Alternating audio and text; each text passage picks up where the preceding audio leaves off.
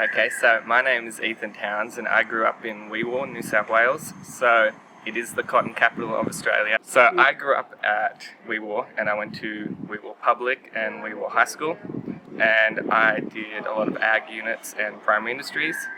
And in year 10, one of my year 4 teachers actually rang up for workplace experience for the CSIRO because he knew I loved insects and they had an entomology department.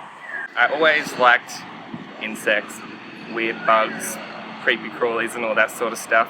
So going into entomology, which I eventually did, was a good pathway for me.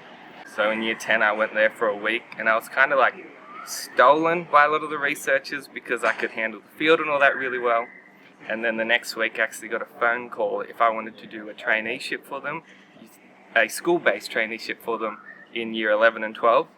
So I took the opportunity and went to the entomology department at the CSIRO, and through year 11 and 12 I did a traineeship in entomology and looked at Helicoverpa puntidura and amidura in BT cotton, so the big bad pest of cotton. After that I decided I wanted to be a zoologist, and entomology is a part of zoology, so I thought I'll do my bachelor's, and that's when I did my cadetship. So during my traineeship, the pay was definitely less than $20,000 a year. It was around $11.50 an hour, but you got to start somewhere, and it was only traineeship, so you can't expect too much.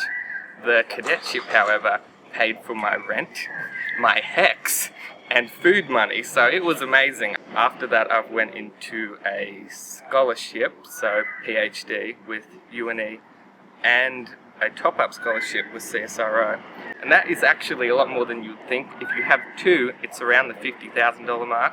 So for studying a PhD, that's pretty good compared to a lot of places. But I'm also doing a lot of outside stuff with cotton still.